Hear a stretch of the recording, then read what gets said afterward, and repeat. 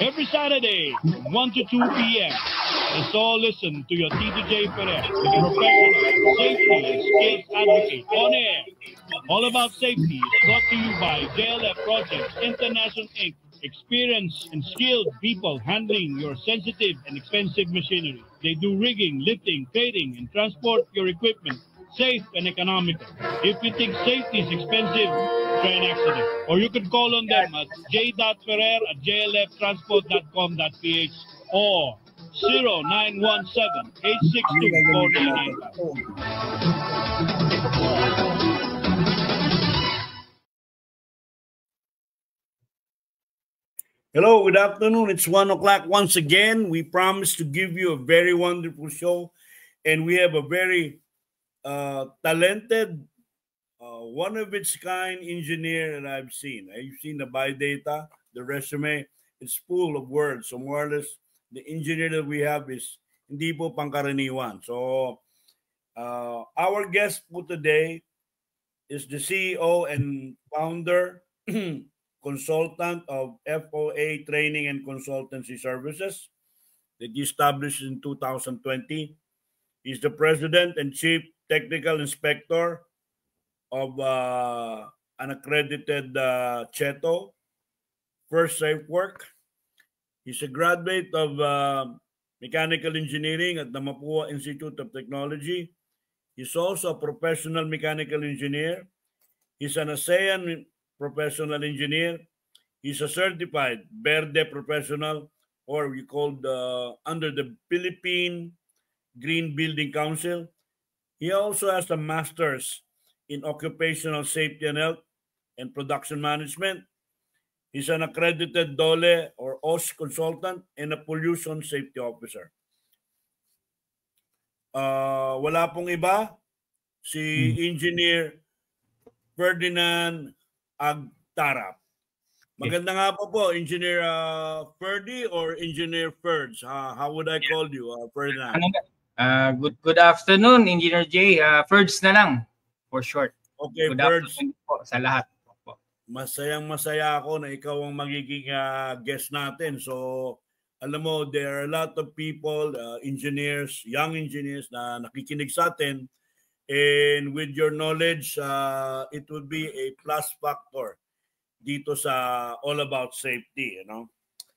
Ikaw ay magaling. No? So, ang topic po natin para sa mga nakapag-tune in lang ngayon, confined space naman po. No? Yung mga lugar na talagang walang hangin, totally enclosed na alam naman natin yan, it's a dangerous area.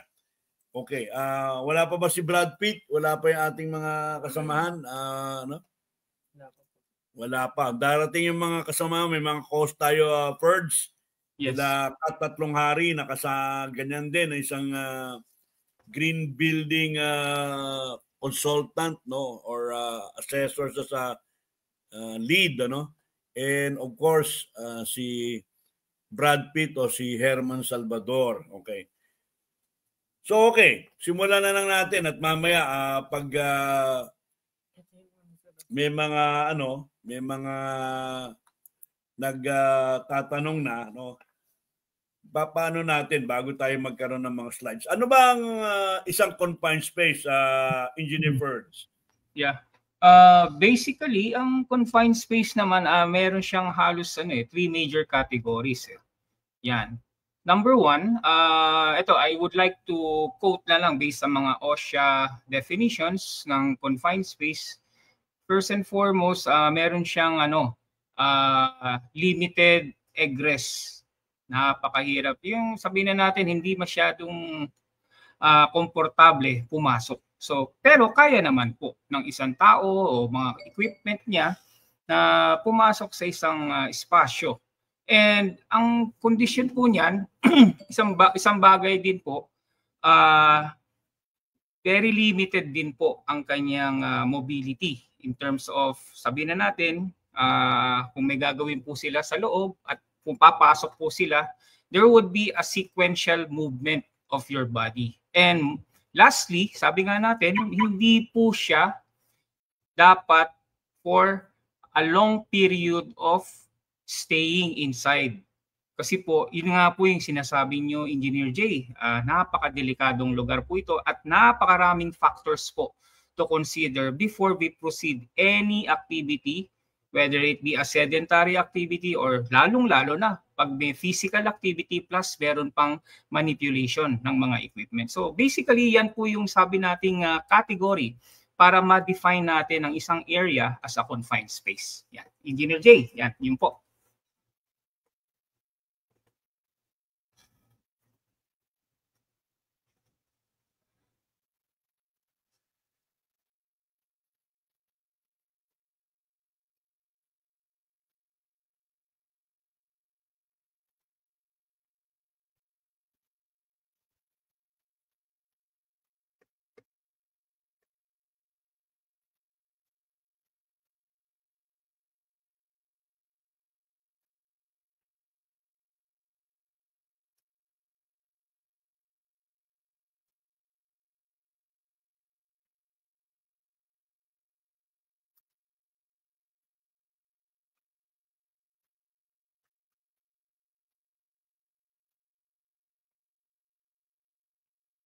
Engineer Jay, naka-mute yata, sir. I'm not able to follow. Okay. Sabi ko nga kami kasi habang nagsasalita ka, nandito si Marvin, nandito si Gian, ano? Ang mga support group ko, mamaya si Venice.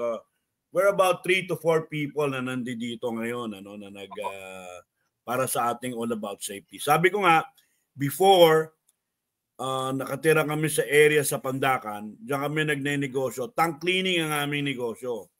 So yan, no, mga gas testing, tinitignan kung yung oxygen content at ginagas test kung halimbawa yung explosive atmosphere sa loob ng isang confined space.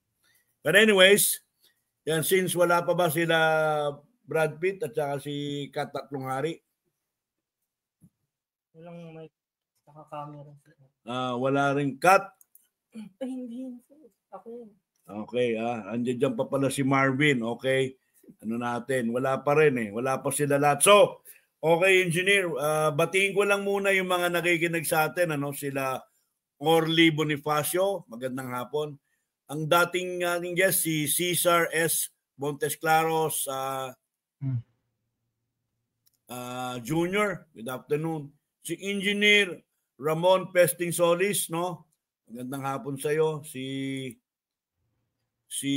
Franel Letada Mayono, okay.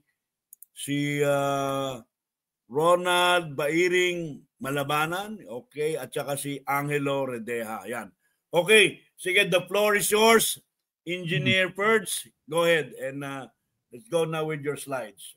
Okay, so before anything else, syempre, thank you very much, Engineer Jay, for inviting me as being part of your base dito sa ating napakagandang programa po, OSHA Advocacy po talaga. So it's a good program and it's a good platform for us to learn mga occupational safety and health concepts, topics, and hopefully sharing of this information would now be given reference to, lalong-lalo na po, it's good to know, pero it's better to implement. And syempre, yung best natin doon is yung resulta, yung expectation natin. At syempre, ano ba target lagi natin? So, ang target lagi natin or ating expectation, normally nakikita yan sa mga main entrances ng mga pabrika, mga construction site, di ba? Laging nakasabi doon, laging nakasulat, di ba? Safety first. And sometimes naglalagay din po sila ng mga statistics.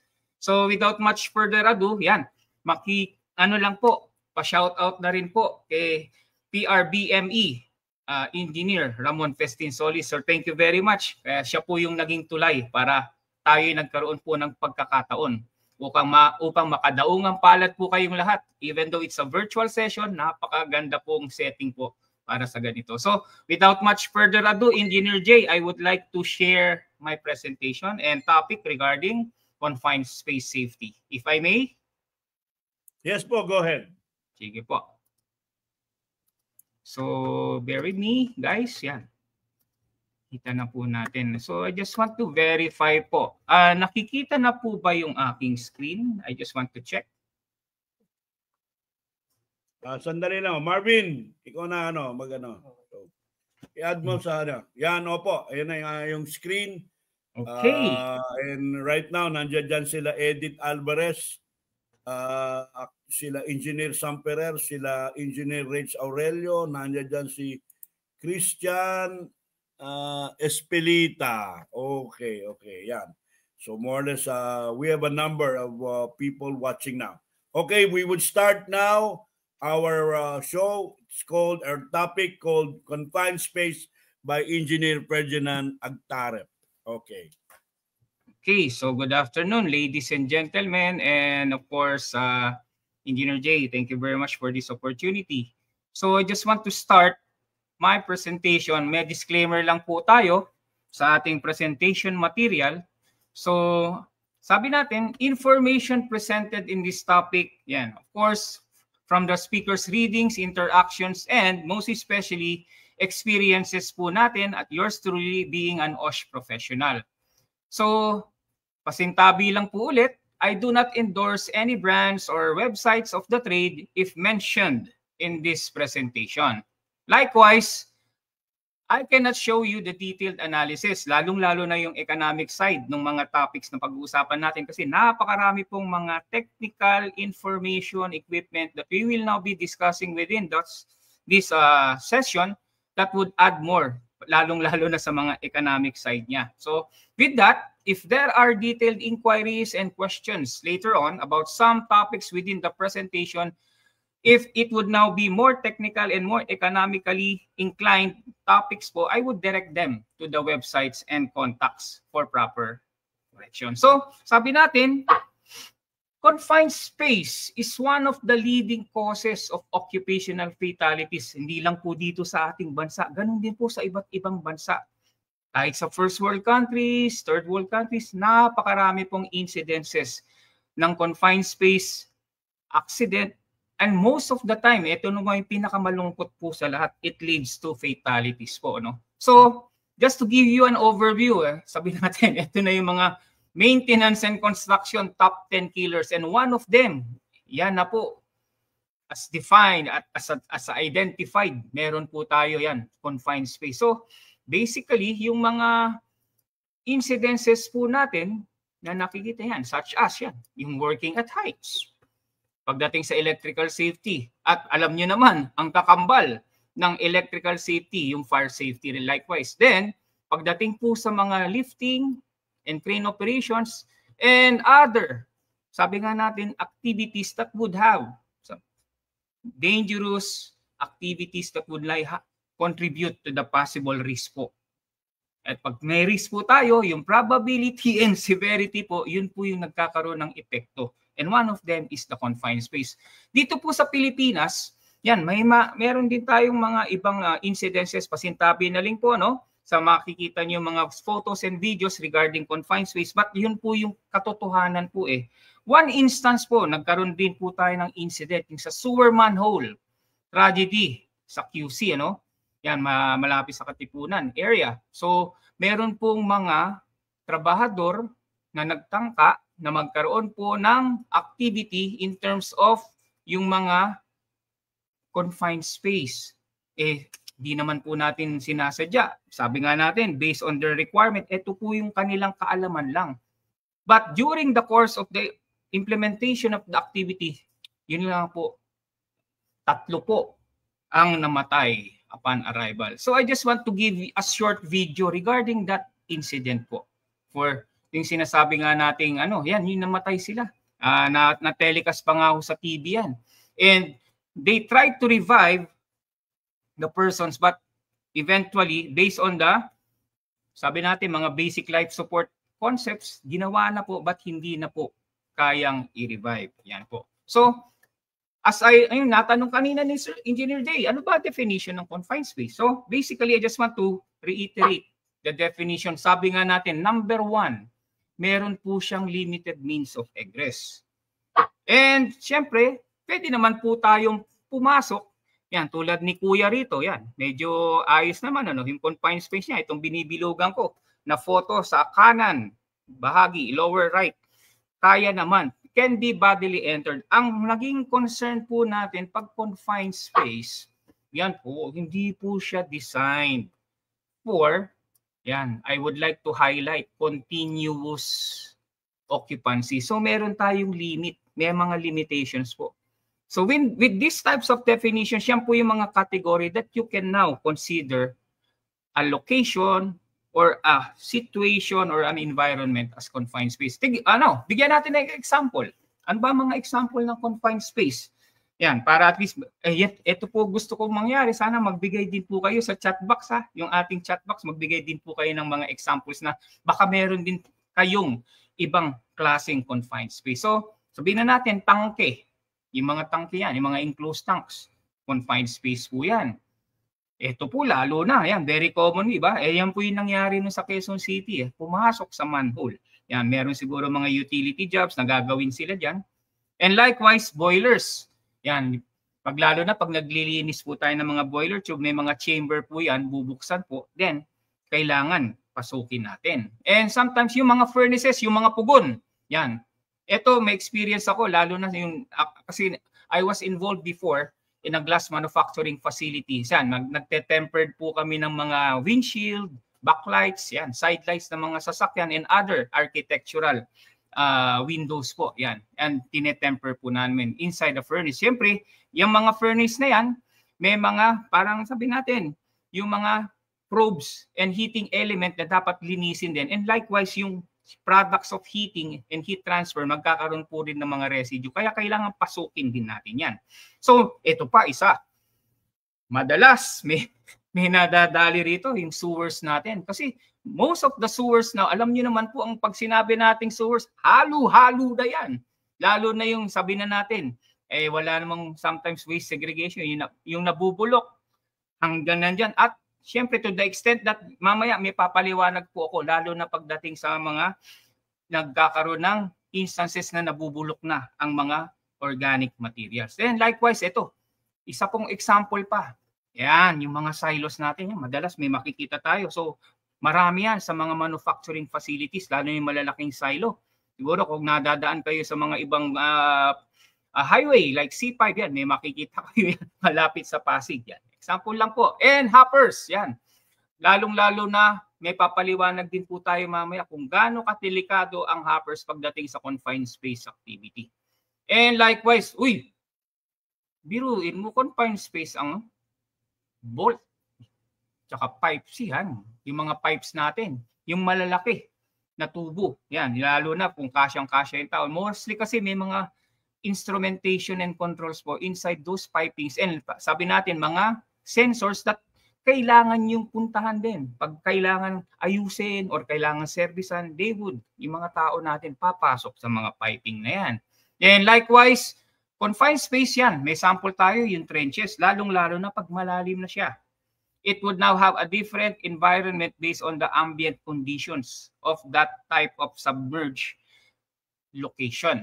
And siyempre, yung mga tunnels natin during, lalo na yung ginagawang Manila Subway, ngayon, there are instances na talagang mayroon talaga tayong considered as confined space. So number one example po dyan, ang element po, lalo na pag may tao, sabihin na natin yung ventilation, pag-usapan po natin mamaya to. Then meron din po sa mga ducting, lalo na yung malalaki, it would now be considered as a confined space, lalo na pag may maintenance and repair activities po tayo. Likewise, parang parang yung mga silos din, may bins din po tayo as part of the requirement, and yung mga examples of na mga hoppers yan. And yung mga pits and excavation, yan, considered as confined space, lalong-lalo na pag medyo malalim na at may activity sa ilalim. So, in a nutshell, those are the types of confined space that would now, sabi natin, give us that kind of understanding na kailangan pag-ingatan natin ang activity sa loob. So, later on, yung mga factors na napakarami, technical factors we have to know in order for us to let the workers work there safely. At syempre, importante, makalabas sila ng maayos. And magampanan nila yung trabaho kung ano man yung bibigay sa kanilang task or scope of work na maayos. Okay, so going now to our standards and legal references. Ito. So, alam naman po natin, ang ating occupational safety and health standards are, sabi natin, as the technology changes, as the years pass, nagkakaroon din po siya ng revisions or amendments. But at the moment, ito po yung isa sa mga reference po natin, yung Rule 1070. Yan, Occupational Health and Environmental Conditions. More specifically, yung 1076 wherein it is stated yung atmospheric conditions yung dapat kontrolin natin. Yung mga factors ng atmosphere for suitable conditions po. Yan. Under 1076.02, it is specifically stated there yung air supply. Ito pag-usapan natin mamaya din. Pag sinabi nating ACH, yan po yung tawag nating air change per hour. That would now be the requirement, yung isang volume or confined space dapat mapalitan yung total area within an hour. So, pag dito may reference tayo under 1076.02, ang minimum, as much as possible, minimum is 4 air change per hour. When it comes to sedentary activities. Ano yung mga klase ng sedentary activities, lalo na sa mga industries?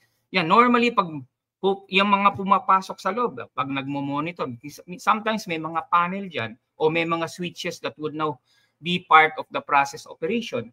So papasok sila, but hindi naman sila nagkakaroon ng activity such as this. Ito, kung sakaling active or may physical effort, so at least minimum na doble, napansin nyo na doble, minimum 8 air change per hour. So there would be a technical basis or reference bakit pag active ang worker sa loob, kailangan mas mataas or mas frequent ang air change. So let's study later on, mamaya, dito sa mga topics along the way ng aking presentation. And likewise, it must be done through, yan, meron tayong tinatawag na mechanical ventilation. So it will now be an induced ventilation. Pero ibig niyang sabihin dyan, mamaya papaliwanag natin, hindi lang pasok ng fresh air.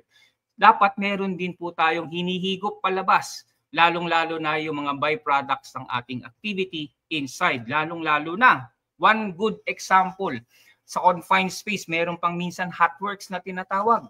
Diba? Yung welding works, oxyacetylene works, and other things that would now have. Pag meron kayong mga welding works, alam niyo naman yun. Yung products of welding, meron tayong sinasabi natin yung mga fumes and other materials that would now enhance more yung stability ng oxygen requirement and a good atmosphere inside. Yan, pag-usapan natin mamaya. And likewise, meron din po isa, yung Rule 1120.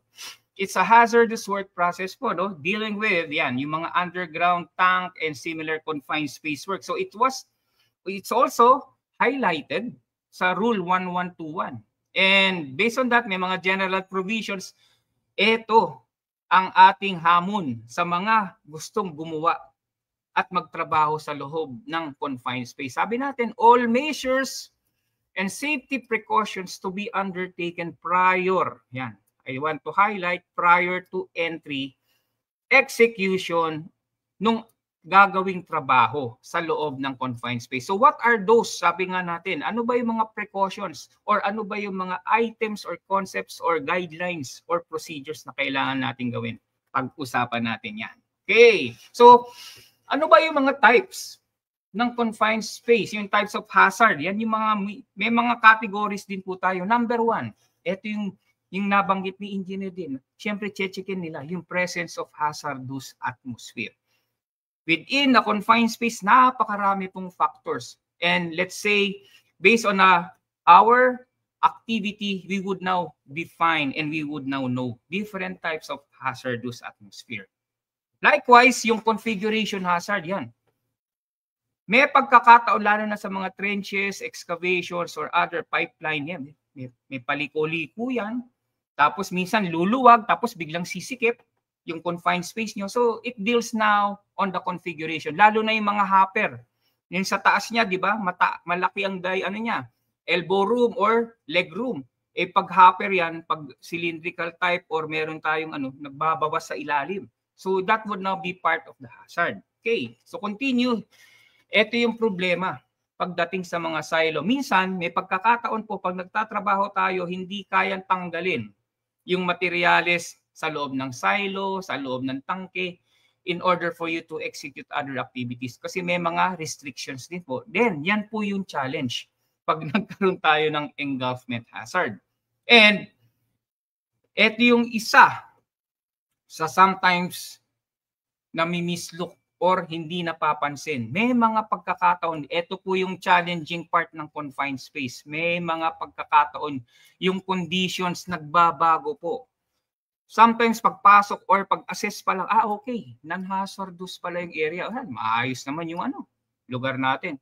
Maya-maya, pag ginagawa na ng tao yung trabaho, may pagbabago po, lalong-lalo na sa environment and aspect. It becomes a hazardous condition habang nagtatrabaho ang mga tao. So, in a nutshell, we would now determine, pagdating dito sa mga hazard na to, anong magiging trabaho natin?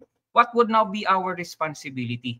Similarly, when we're now doing hazard identification, risk assessment, and providing controls, we have to analyze, we have to make an assessment. And based on the assessment, ang target po natin, di ba, lahat pag may hazard tayo, is to lower down the probability of occurrence and likewise the severity if it permits to do so. Kaya nga meron po tayong 5 hierarchy of control na ginagamit natin. Siyempre, yung top of the food chain dyan, yung elimination. And secondly, yung substitution. The third one, ito yung isang maganda, yung engineering control. Because sometimes when you do engineering control, it sometimes converts to elimination or it sometimes converts to substitution. So, based on the requirement, yan po yung ating ginagawa as part of the control method. And yung pinaka-paborito, ito honestly, pinaka-paborito ko lahat sa control, yung admin control. Bakit kamo? Kasi sino ba gumagawa ng mga trabaho? Sino ba nagbabasa? Sino ba nagpapa-implement? Di ba tao? And with that admin control, it gives us an edge, it gives us an advantage to know. Binibigyan po tayo ng procedures, binibigyan po tayo ng guidelines, binibigyan po tayo ng, ito yung importante sa lahat, binibigyan tayo ng training upang matutunan natin yung mga iba't ibang panganib na pwedeng magdulot po ng kapahamakan sa ating po gawaan. So those are the things that would now be part of our, sabi natin, yan yung ating sandata para mabigyan natin ng solusyon etong mga panganib, lalo na sa confined space. So, tingnan natin, yung hazardous atmosphere, we have to get or dig. Sabi nga, pasok tayo sa loob ng confined space. Let's go inside, deep inside the confined space. Ito yung mga types of hazardous atmosphere. Sabi natin, may extremes po Sometimes napakataas ng oxygen content or sometimes kulang ang oxygen content. Then, pagdating po sa ating trabaho, there would be possibilities now, presence of, ito, yung toxic, flammable gases and liquids while executing the job. Nagkakaroon po talaga yan. And yung temperature extremes, buti na lang dito sa Pilipinas. Alam naman po natin sa Pilipinas, 2 season lang tayo, wet and dry season. Pero pagdating ng tag-init, that would now be a challenge, lalong-lalo na pag magtatrabaho ka sa confined space. And during the course of any activity, lalo na pag may physical work like such as grinding, welding, or installation or cutting, nagkakaroon po ng presence of dust or particulates that would now affect the performance of the worker inside the confined space. And syempre, ito yung challenge sa lahat Pag confined space, normally, wala po tayong free flow of air kasi nga restricted kulong So nagkakaroon po siya ng absence of free flow of air paglabas at pagpasok po. Yan. Okay. So, I just want to give an information pagdating po sa depletion ng oxygen. Sabi nga natin, ito, i-compare ko lang po Ang tao, sabi natin, yung chances of survival niya, pwede siyang mabuhay 3 araw walang tubig. Yan. May pagkakataon naman, ito mas maganda, Para makapag-reduce nga, masubukan natin to. 3 weeks without food. Kaya naman daw. A person or a homo sapien can survive. Sabi nga, 3 weeks yan. Based on sabi natin, yung structure ng ating katawan. Ito naman po ang malungkot. Only 3 to 5 minutes without oxygen. Ang dami na pong nagkakaroon ng komplikasyon. Mawalan ka lang ng oxygen in a certain span, yan, 3 minutes. Naku, ang laki ng problema. Kaya sabi nga natin, in terms of the requirement of confined space, lalo na pag depletion ng oxygen, yan po yung number 1 challenging part. Hindi wala naman po tayo minsan magagawa in terms of sa requirements ng trabaho. There are instances talagang papasok tayo sa confined space. Yan, pag-usapan po natin mamaya, paano po natin bibigyan solusyon, lalong-lalo na tong depletion of oxygen. Okay, so meron po tayong acceptable range ng oxygen inside the confined space. Ito po, I would like to also go beyond the confined space, lalo na yung mga fireman, mga bumbero natin. Pagdating sa fire science, they are keenly more on this portion of oxygen. Kasi nga, alam niyo naman po, di ba? Ano ba yung maiba ng konti, pero in relation to the confined space, ano ba elements ng fire? Di ba? May triangle of fire tayo. So ano yung tatlong elements nun? Di ba? Siyempre, kailangan may fuel. Di ba?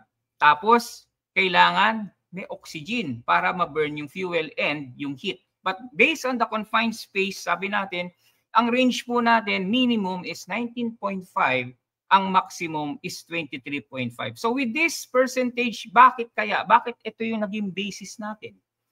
Ano ba dahilan? Bakit pag bumababa ng 19.5, may mangyayari ba? Pag tumaas ba ng 23.5, may mangyayari din ba? Tignan natin. Okay. So, in terms of the requirement, ayan, makikita nyo, 19.5, ito yung benchmark natin, yung minimum, as much as possible, yung minimum.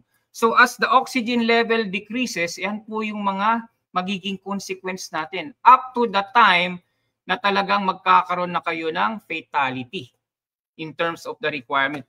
Anong parte ng katawan? Normally, ito, as we go along, dati sa mga emergency procedure, pagdating sa ergonomics din, anong parte ng katawan natin ang kailangan dapat hindi mawawalan ng oxygen?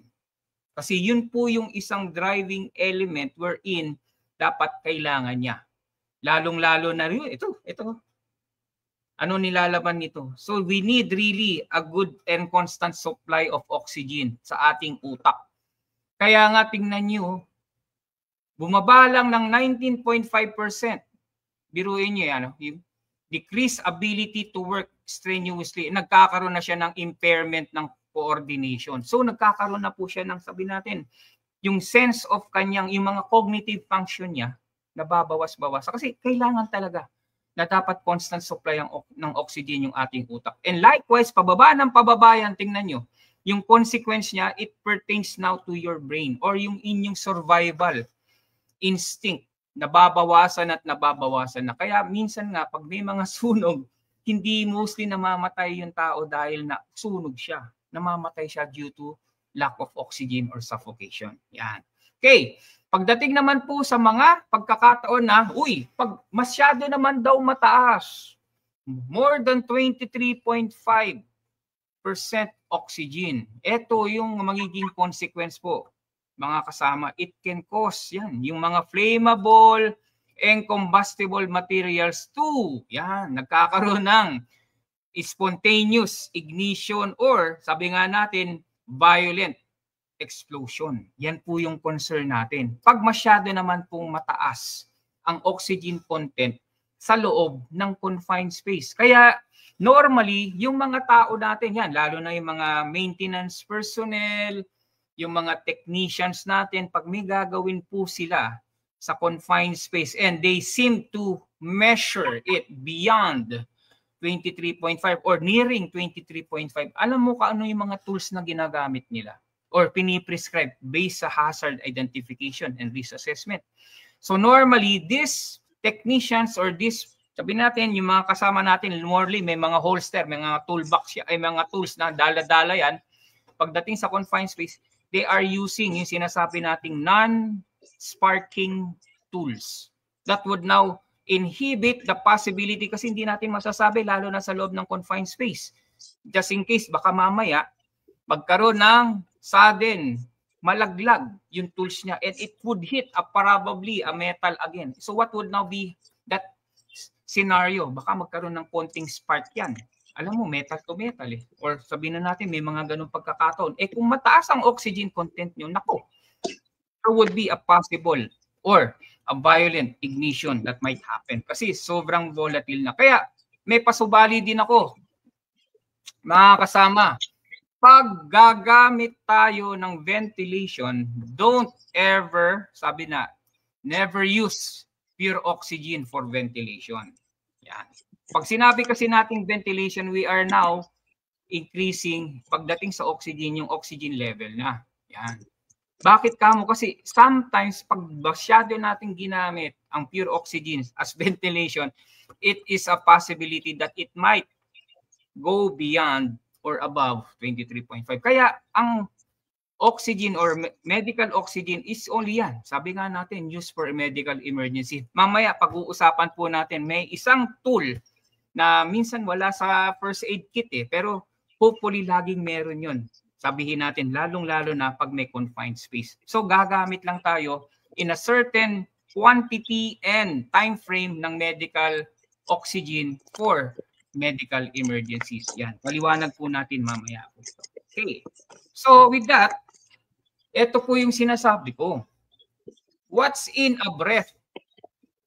Normally, ang isang tao is inhaling air. So ano ba yung mga, yan, normally kasi, ang ambient oxygen content natin is, yan, 21% po tayo. Yan.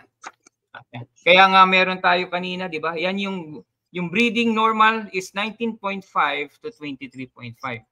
Pag lumanghap po tayo ng hangin, alam naman po natin ang hangin is a mixture of, yan, yung nitrogen natin, may oxygen tayo, some argon, carbon dioxide, and water vapor. Ito, variable po to, depende po sa relative humidity. So normally, ito daw po yung ating nilalanghap na hangin. So, base sa ating respiratory system, these are the common components that we inhale. And ito rin po, after syempre consumption, meron din po tayong nilalabas. So, napansin nyo, yung nitrogen parehas lang, ano? Yung percentage based on the volume. Pero yung oxygen, we still exhale. Actually, Engineer Ferds. sige po. Engineer Ferds. Andali Yes, lang. Pasensya na. Katulad din kay Engineer Montes Claros. May mga minsan na sasabat-sabat lang ako. Opo, walang Pakilala na natin ng mga superstar ng All About Safety. Ang ating walang iba, no? Unahin ko muna ang iyong kapareho din na green building advocate, ano? O sa lead, walang iba kundi si Professor o nuclear physicist Kat Tatlonghari. Kat, magandang hapon sa'yo. Yeah, good afternoon. Sorry, nagka-problema ako sa access sa microphone ko and camera. Good afternoon. Ang ganda ng topic natin ngayon. Very important yan sa construction, saka sa operations ng ating mga buildings. Okay. Introduce ko naman yung isa pang natatanging superstar, gwapo, matalino, Galaxian, comedian, walang iba kundi si Isko Salvador, walang iba kundi si Brad Pitt. Magandang hapon sa'yo, Brad Pitt.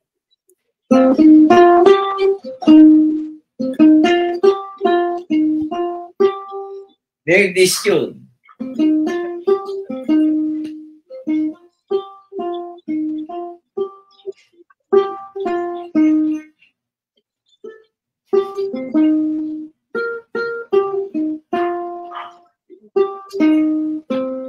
Oh, wala nakahula.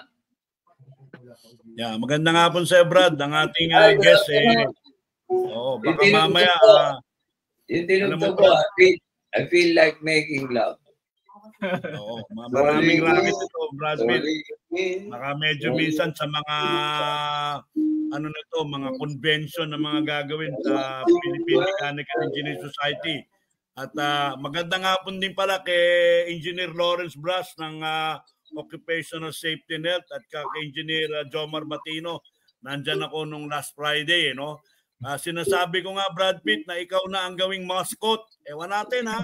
Sabi ko, kung ikaw na ipalit kay JC De Vera, kung may budget ang ano, kung ano, sabi ko, ang advocacy ni Brad Pitt sa safety, walang katulad.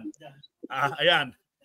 Pero ang ating guest ngayon si Engineer Ferdinand Agtarap, isang mechanical engineer at napakarami niyang kumpanya. Ang ating topic ay confined space, yung pagpasok sa makikipot na maliliit na bagay na nagiging dahilan ng injury o kamatayan ng ibang tao.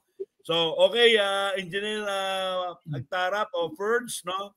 Binanggit lang natin at baka magtampo na sa akin yung dalawa kong mga co-host at hindi na sila so sila yung mga superstar ng All About Safety. Sige po, pagpatuloy niyo po, Engineer Ferds. Okay, so thank you very much, Engineer Jay. Again, so I would like to continue, but before I would like to continue our session, siyempre, magmamano po ako sa ating mga kapitapitagang mga superstar po. Sir Kat, magandang hapon po. And Sir Isko and Brad Pitt, good afternoon po sa inyong lahat. Yan. Hopefully, afternoon. Hi, Sir Ferdinand. Yes, opo. Okay po. Sige po. And syempre, sasamantalahin ko na rin po itong pagkakataon na to. Syempre, i-shoutout ko naman yung aking mga kasama din in terms of yung professional activities din po natin. Meron din po tayong mga kasama na kailangan din po natin bigyang pansin. Yan, tulad po ng ating mga kasama sa isang kapitapitagang STO po, Safety Training Organization. I would like to mention yung aking pinaka-boss dyan ng PEME Consultancy Incorporated, si Boss Joel Elio. Magandang hapon po, sir, lalong-lalo na sa ating mga staff dyan, si Ma'am Den, sila Sir Boyet, at sila Ma'am Marian, si Ma'am Joy, at si Sir Anton. Likewise, sabi ko nga, syempre, di ko rin naman po kakalibutan yung mga kasama ko sa One Safe Work. Yan, sa ating Construction Heavy Equipment Testing Organization. Yan, nandyan po si Sir Peter Negrido, yan, si Ma'am Louis Sebastian, and yung kanyang better half, Sir George. Yan, sila po yung mga pillars po ng ating Cheto. Yan, si Ma'am Sir Ayan, si Ma'am Tina. And likewise, syempre, yung mga kasama ko po sa Philippine Society of Mechanical Engineers. Yan. Alam ko na previously po for the past 2 weeks, medyo naging suki po ang PSME in the person of yung former chairman namin ng Health and Technical Division, si Engineer John Francisco, at recently last week yung aking partner. Yan, very informative po yung ginawa niyo pong presentation last week, si Engineer Cesar Montexlaros and other yung mga aking mga resource speakers po sa STO. So, with all due respect, I would like to continue now the evaluation yung atin. Yan. Pag humihinga ka, ano ba ang content ng inyong hininga? Yan. Ito yung sinasabi natin normally. So, sabi nga natin, I would like to say, itong nitrogen tsaka itong argon, base dun sa ating atmosphere components, walang pagbabago. Yung yung in-inhale mo, yun din ang ilalabas mo. But meron dalawang sabi natin, compound yan or element, oxygen and carbon dioxide, di ba? So we inhale 21% oxygen and we exhale 16%. Pero take note, yung carbon dioxide, talagang nag-i-inhale pin po tayo. At pag nag-exhale tayo, based on ating yung sinasabi natin, metabolic reaction within our body, we are now exhaling 4% CO2. So take note of the factors ito. Yan yung dalawang yan. So when we now make later on yung computation po ng mga air change per hour, this will now be part of our basis para malaman po natin kung gaano ang quantity or volume na fresh air na dapat ipasok natin. Later on, may papakita po ako sa inyong simple computation ng air change per hour. Kaya yung ating, sabi nga natin, reaksyon ng katawan, ito po yun. So siyempre, habang nagkakaroon po tayo ng physical activity, yung requirement po natin ng oxygen increases. And likewise, yung residue niyan, yung sabi natin byproducts of our physical activity yan, lumalabas po yung CO2. Yan. So, I just want to expound on this. Yan. When you're doing physical activity, talaga naman po, yung muscles natin, it will work harder. So, when your body uses more oxygen, it also produces more carbon dioxide.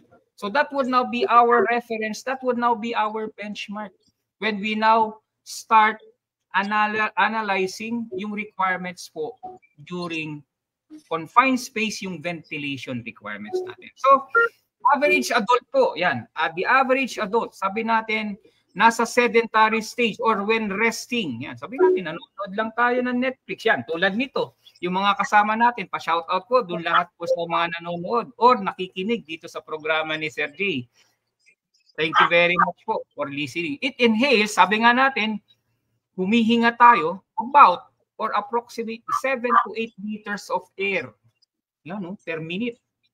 So sa loob ng 24 oras, sabi natin, meron tayong around approximately 11,000 liters of air na kinoconsume natin. And with that, sabi ko nga, base dito, ito yun. Yan, ito yung pinakita ko sa inyong data ng inhaled air and exhaled air. So those will be now benchmarks for us to know the ventilation requirements. Yan. So pag nagkaroon naman po ng physical activity, mga kasama, tumataas po ang ating consumption ng fresh air. So it varies po, lalong na pag jogging lang or may walking, meron din po tayo. At minsan lalo na pag tumatakbo or yung iba nagbibisikleta tapos yung pagbibisikleta nila umaakyat ng bundok. So there would be strenuous activity. So sometimes yung ating requirement in air is 3 to 6 times more compared to habang nakapahinga. So with that, maalalaman mo ngayon, ano ba gagawin ng mga bata natin sa loob ng confined space? Would it be sedentary or physical activity? So from there, you would now have an overview of how much air they would need. And sabi nga natin to, per person. Yan. Okay. So when we now go to the toxic flammable gases, liquids as well, yan, iwanan muna natin yung technical information ng inhale and exhale. Punta naman po tayo sa ibang aspect ng hazard ng confined space. So, handling of chemical reactions can lead to yan. Magkakaroon mo, honestly po, yung mga trapping of toxic and flammable gases, ito po yung napaka-common example po, pag nagkaroon po ng biodecomposition. Yan, saan pa mo mostly nangyayari ang biodecomposition?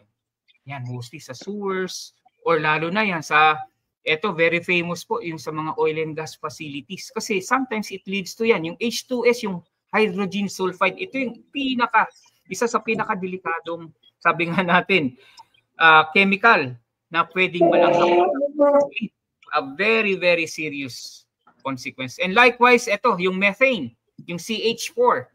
Diba? Kaya nga meron tayo yung mga biogas system. Yung mga, sabihin na natin, duminong ating mga hayop, kino-convert po nila sa methane. So based on that yung mga biodecomposition. And normally, ito yung challenge pagdating sa mga sewage system. We are not being able to control these emanations of these types of gases because yun nga, hindi na natin nakokontrol kung ano yung nasa loob ng mga sewage system. So, anong gagawin natin? We have really to take care of that. We have to anticipate those types of hazards in order for us to work safely inside these types of confined spaces. Yan. So, I just want to give you an overview. Ano ba yung H2S? Yan yung hydrogen sulfide. So, I just want to give yung ating permissible exposure limit when it comes to this. So, ito, at least dapat 10 ppm lang within the 8-hour duration. So normally yan yung ating working time, di ba? But as the H2S increases, biruin nyo, in a certain period of time lang, ito lalo na to, pag more than 1,000 ppm na, minuto lang. Ito 500 to 700. Ganyan po ka-deadly ang hydrogen sulfide. Saka kaya nga pagdating sa oil and gas safety, they are more particular for hydrogen sulfide hazard identification and resources. So dapat alam nila yung areas wherein hydrogen sulfide emanates from. Okay. So to continue, meron din pong isa Ito yung madalas na-encounter natin din, lalo na sa labas, kahit sa labas yung carbon monoxide.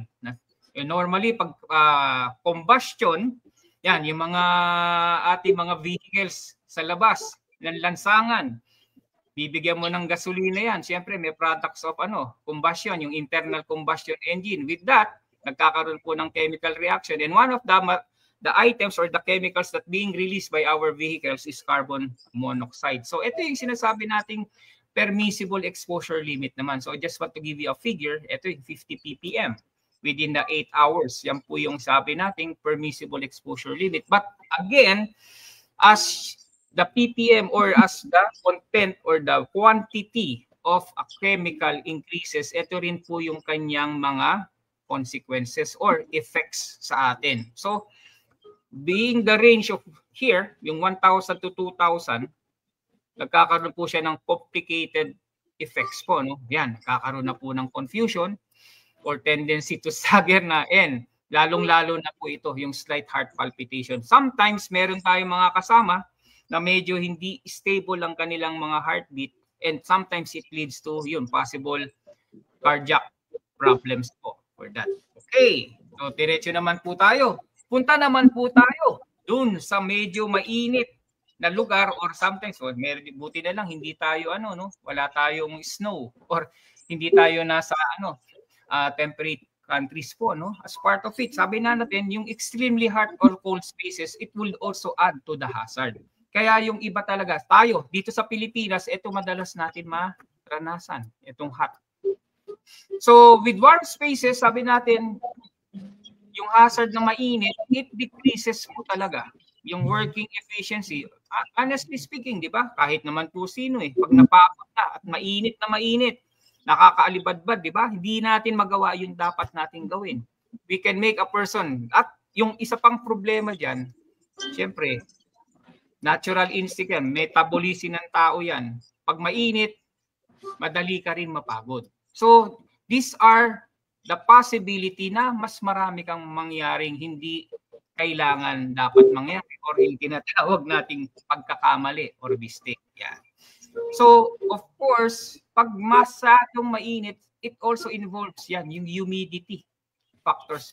At it would now increase the fatigue factor of person. So, pagdating po sa mga temperature extremes, yung ating mga assessor o yung sabi na natin, magigiting ng mga safety officers, safety engineers, and ating mga medical practitioners, they're also relying on these figures so that they would now understand, ano ba kailangan ng mga bata mo pag pumasok dyan?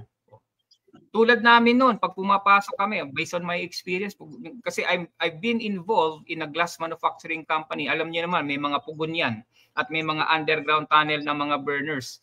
So, pagdating namin sa mga factors po namin na ginagamit, sometimes naglalagay po kami ng sabihin na natin, pampalamig. Tulad ng may mga ice pack kami, gel pack po as part of para at least magkaroon po kami ng kahit papano resistance to the extreme heat. So those are the factors later on na pwede po natin gawin and pag-uusapan din po natin in detail mamaya. So I'm just giving you a heads up information of the topics that we would now also be discussing as we go along. Okay. Ay, kung meron pong mga nasa chat box po na may inquiry or may karagdagang information, I'm willing po. Pwede po natin pag-usapan to. Okay, thank you. Then of course, heating while cleaning po siya. And likewise, meron din po madalas po na kondisyon, lalo na pag may mga hot works, cutting and grinding sa confined space. At ito pa, example po, mga confined space, lalo na sa mga conveyor system ng mga raw materials. Alam naman po natin yan. Number 1, sa cement manufacturing or other, sa flour or yung mga food manufacturing na dry and other chemicals, nagkakaroon po ng ganitong instances. So with this, sabi natin, may mga sensitizing o toxic dust po na pwedeng malanghap or magkaroon ng effect sa balat po. Engineer friend, para more or less maging naman, papaanoin ko, umpisahan ko lang muna, Sige ba ibig sabihin ng toxic dust, Engineer Ferds? Ano ibig sabihin ng toxic dust? So, yung mga toxic dust po, siya po yung mga materials that would now have, yung sabi natin, degree of effect sa mga tao. Example po, yan, let's say, meron po tayong fumes, welding fumes or toxic dust would now be products of the activity. So that would now enhance more pag nalanghap or nagkaroon ng possible exposure ang tao, it would now give adverse effect. So yan po yung sinasabi nating mga hazards that the person or the team must look into so that they could put a barrier pagdating po sa mga ganitong klaseng materialis. Okay. Okay, Brad Pitt. Okay. Okay na ako. Meron ka bang mga katanungan? Ang magaling yung natin, yung resource person natin at katatlong hari. Maski nga si Ronnie Dagal may mga tanong na rito pero unahin ko muna kayong mga co-host ko. Meron Go ahead. Sir Kat, go ahead. Oo. Hindi lang yun kahit hindi sa confined space. Halimbawa, yung ating mga adhesives, sealants or paints and coatings, nagre-release ito ng volatile organic compounds And also yung mga urea formaldehyde. Kasi sa green buildings, we're very concerned about these toxic or hazardous gases. So halimbawa, kahit hindi sa confined space, kahit sa isang occupied room na maraming tao, nag-i-increase yung carbon dioxide. Kaya sa mga yung frequently occupied spaces, kailangan natin ng carbon dioxide monitor na pag tumaas yung concentration ng carbon dioxide, dapat magpapasok tayo ng fresh air. Okay. Tanong kayo, Sir Kat? Yun nga. Additional na information lang Yeah, thank you, sir. Salamat po. So, expounding on that, if I may, Sir Jay, Go ahead, engineer. Sige po. So, expounding on that, as part of the occupational safety and health requirements, meron po tayong tinatawag na work environment measurement or yung WEM. So, as part of supporting Sir Kat's insights and information, yan. As part of it, meron po tayong tinatawag yung mga air quality measurement and sometimes sa indoor air quality that would now have the capability to check if the parameters within the stated parameters or characteristic of air would now be permissible. So may mga kailangan po yan. Tulad nung sinabi po ni Sir Kat, yung mga VOCs. So pagdating sa mga ozone content and yung sinasabi po nating ibang parameters. So all of this, even though tama po si Sir Kat, even sa hindi confined space, it is measured. But of course, lalo na pagdating po sa confined space, they have to be really, sabi natin, alert and of course be vigilant in measuring all of these contents that would now permit possible effect sa ating mga tao. So yung mga toxicity levels din po pinag-uusapan at syempre we have to identify ano ba yung mga materials na gagamitin natin during confined space that would now possibly have an after or a residual effect po. So those residual effect or after effect would also be part of the risk assessment in order for you to reduce the possibility of an incident or accident sa mga confined spaces po. So just sharing din po yung ating insight through that insight na binigay din po ni Sir Kat. So Sir Jay, if baka mayroon pa rin po kayong karagdagan or katanungan, sige po. Ako, may tanong ako. Sige po. Would you know, sir, kung ano yung pinakamalaking nagpo-pollute ng air natin sa Pilipinas ngayon? Sa Pilipinas ngayon? Yung mga coal plants, ano pa po? Ano pa? Coal-fired power plants, of course, yung mga fossil fuels that would now have products of combustion and would emanate some sort of like materials such as carbon dioxide or any other materials that would now fit to pollute the air. Siyempre, Sir Brad Pitt, siyempre yung ating lalo na sa mga highly urbanized areas, Alam naman natin minsan ang isang household baka may mahigit isang sasakyan pa. And likewise, syempre, pagdating sa ating mga thoroughfares, alam nyo naman sir, pagdating sa mga main thoroughfares, alam nyo, diba, nakikita nyo naman sa EDSA, tsaka sa ibang mga main thoroughfares, traffic po. And syempre, yung volume ng vehicles natin would also cause mga pollutants po to increase more. Yan. And likewise, syempre, yung mga natin, isa sa mga concerns din ng ating mga regulatory authorities when it comes to the discharge or byproducts of the manufacturing process. Yan.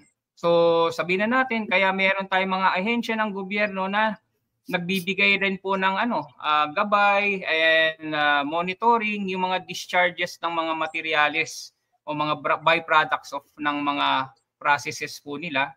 Yan, whether it be solid, liquid, or gas. We have some monitoring of that.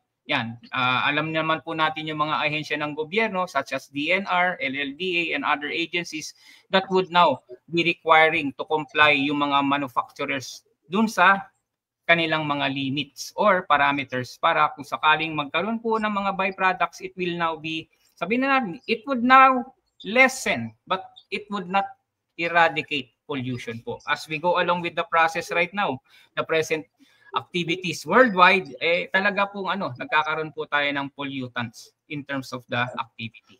Yan. If ever that, sige po. Meron kayong data ngayon kung how polluted the air of Metro Manila? On my end po, based on the topic that I have been discussing, wala pa ho akong data to present at the moment. But syempre, mga future kung may bibigyan na rin po ako ng pagkakataon ulit para maging isa sa mga guest speakers, then I would also give that information as part of my, syempre, sabihin na natin, advocacy rin pagdating sa OSH po. Kayo, Sir Kat, meron ba kayo data how polluted Metro Manila is, the air? Oo. Available ito sa DENR at yung Manila Observatory, meron din silang monitoring mechanism para masukat ito. So, itong datang ito, available sa DENR saka sa Manila Observatory. Ngunit isa pa rin air pollutant dito, yung PM 2.5 or PM10, yung particulate matter, usually sa mga fugitive dust For example, yung sa mga roads na maggabok, ganon. So, isa din natin kasi yung mga maliliit na mga particulate matter, for example, yung PM 2.5, dire-diretso sa ating lungs yun sa alveoli, sa air sacs. Kaya kinakailangan sukatin natin yung AMAD, yung aerodynamic median diameter ng mga particulate matters natin. Halimbawa, yung pag nagluluto ka using firewood, madaming nare-release yun na particulate matters din. Okay. Okay, Engineer Ferd, sandali lang medyo ulit, aningin natin meron na nakikinig sa atin from the Kingdom of Saudi Arabia. Alam mo naman, pag binabati sila, manonood lagi sila si Ian Arqueola, Defensor. Magandang hapon sa iyo, Ian, at si SO3 Pamperer, no?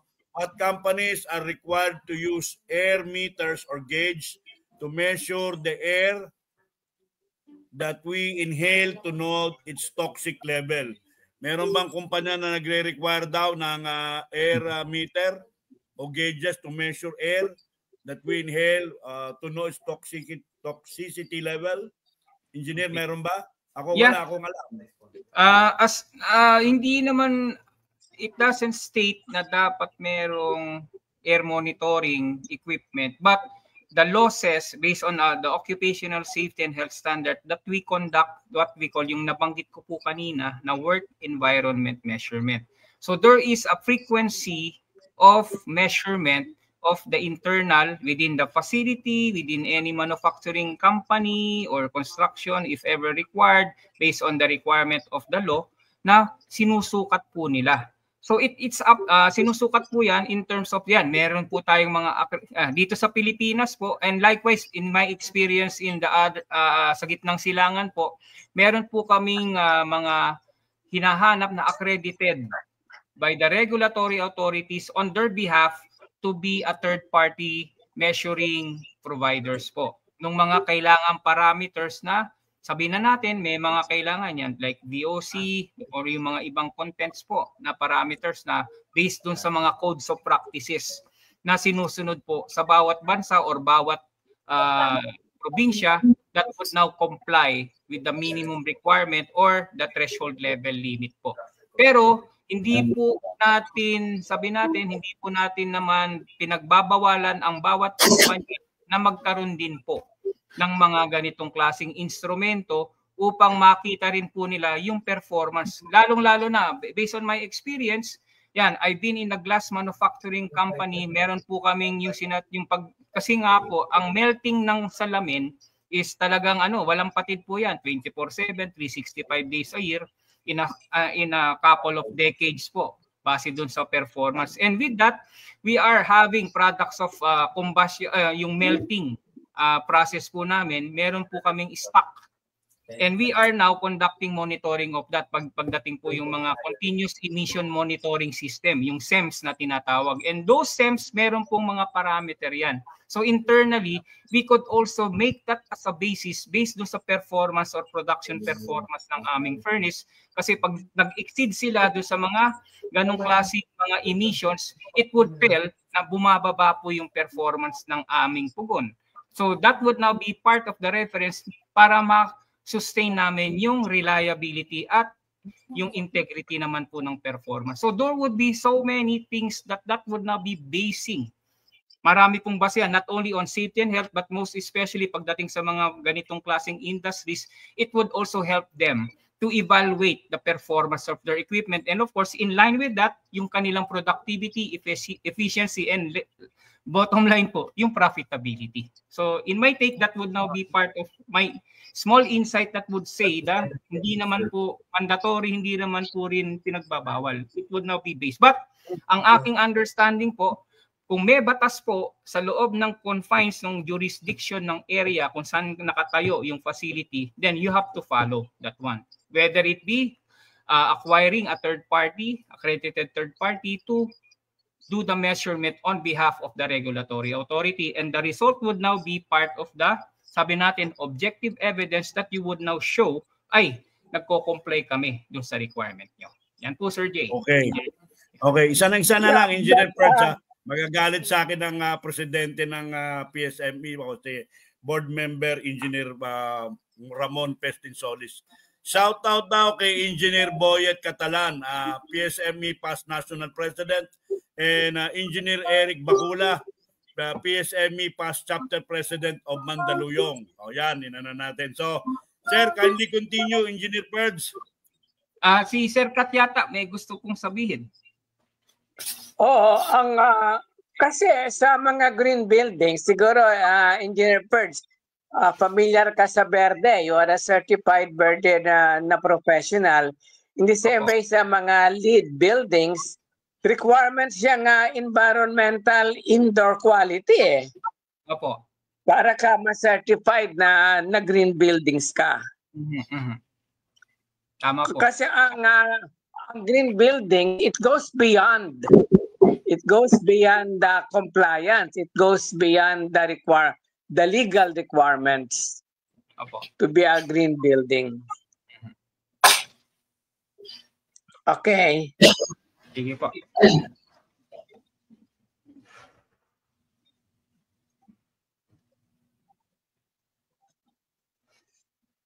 Okay, yeah.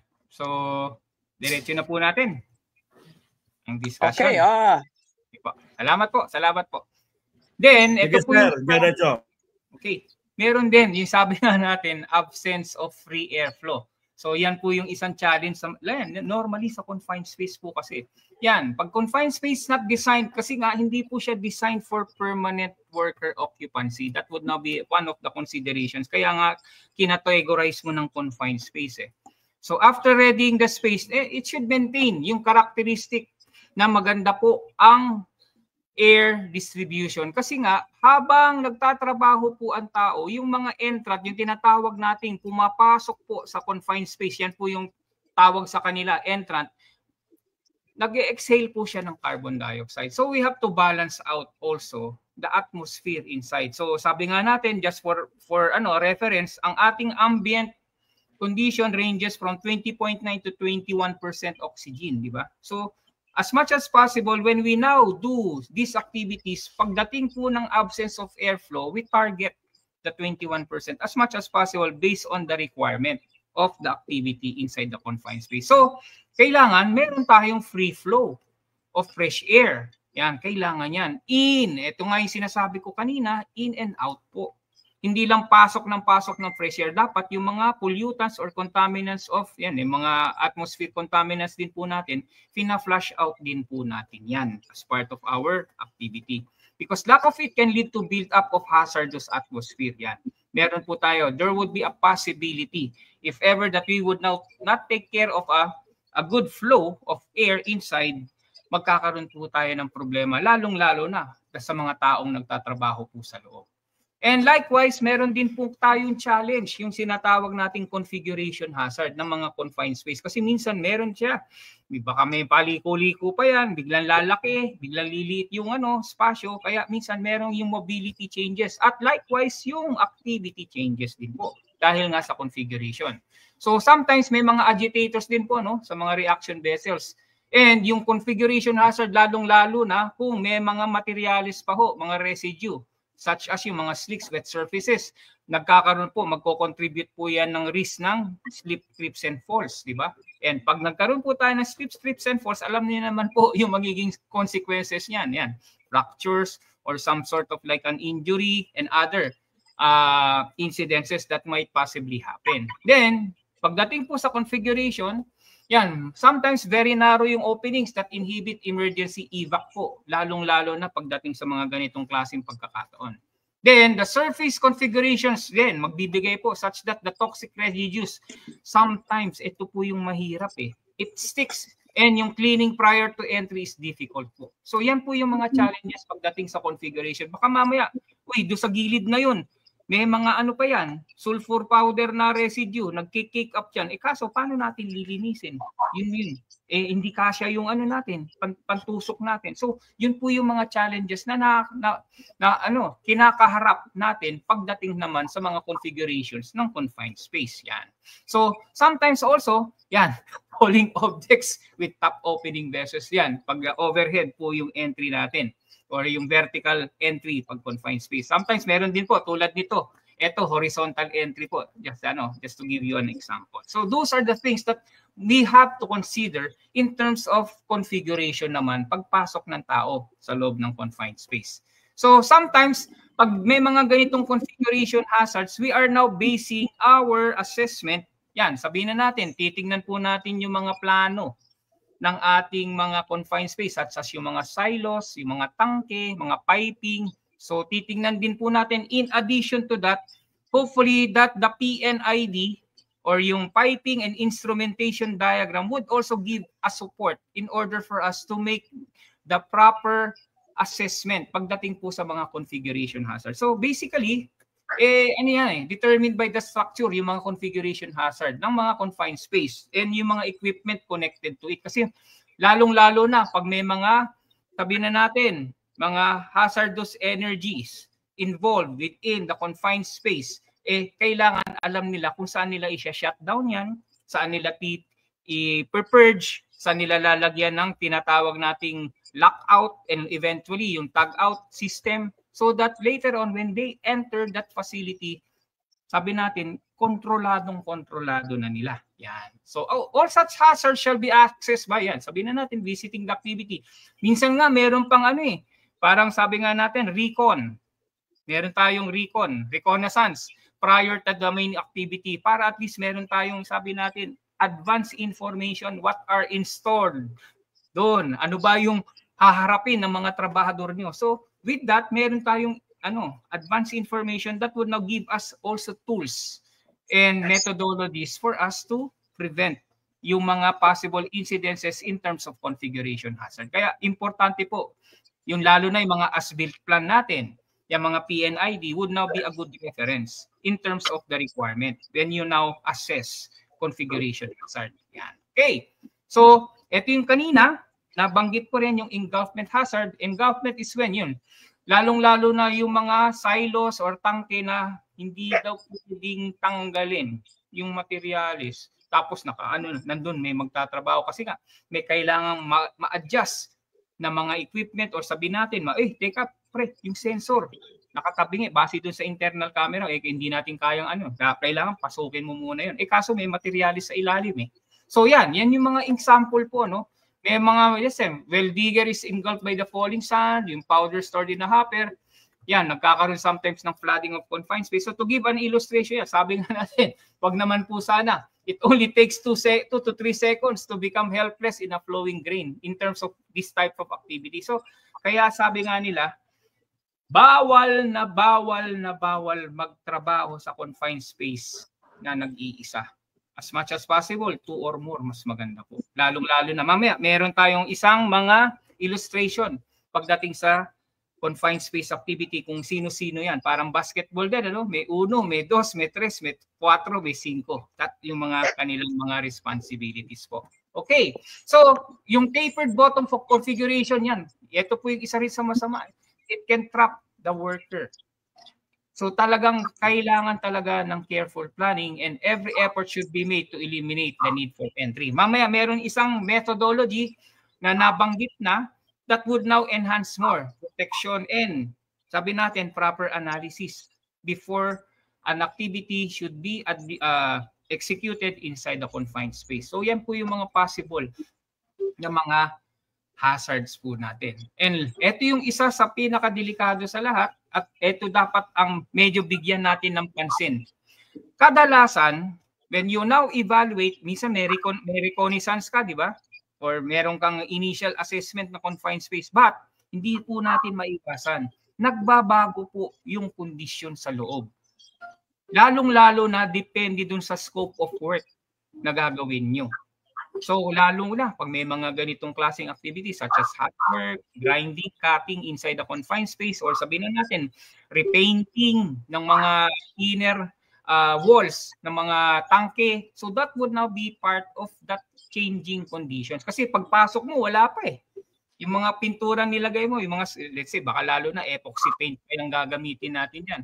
So upon entry, wala pa, okay pa, non-hazardous pa. Pero habang ginagawa mo na yung trabaho, with the application of those types of chemicals, or sabi natin, pagdating nagwe-welding ka na sa loob, there would be instances na yung sinasabi natin, nagkakaroon na ng generation of toxic fumes. Yan, yung mga dust and fumes while scraping or cleaning na.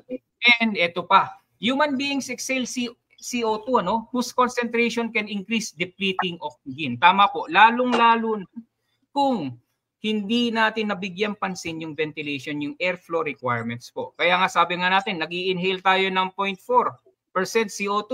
Pag-exhale natin, 4% na at the average po based on sa data. So, meaning to say, lalong-lalo na pag medyo marami yung tao sa loob at may physical activity, the emanation, or sabi natin, the production of CO2 within a confined space, if not really evaluated, would cause depletion of oxygen. Kasi nga, we inhale, paunti-unti, kahit 16% po. So, nababawasan, around 5%, 6% po, di ba?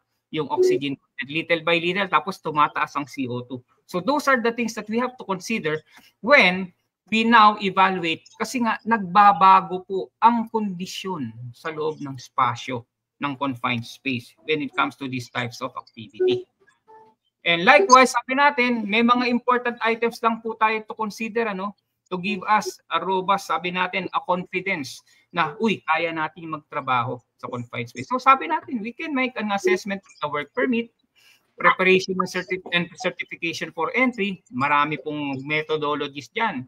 Then of course, alam po natin yung mga precautions while entering. And siyempre, yung isang method po natin is to acquire and implement yung mga permitting requirements. At wag na wag pong kakalimutan, mga kasama, yung hierarchy of control na administrative control, which is yan. Walang, sabi nga natin, kaya nga yung iba nagiging champion team tulad ng Gilas, di ba?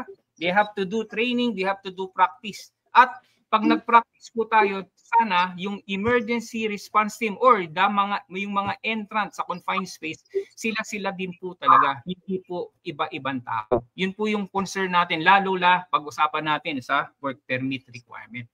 So pag sa work permit po, sabi natin, it has to be done. I want to emphasize by an authorized person who is conversant with the process and engineering aspects of the confined space after a visit to the location. So yan po yung isang importante to consider. Hindi lang basta-basta kung sino magbibigay ng approval yan. And assess the necessity of entry. Sometimes may mga activities pa. Can the intended work to be done without entry? Baka pwede lang sa labas nyo na i-welding yan.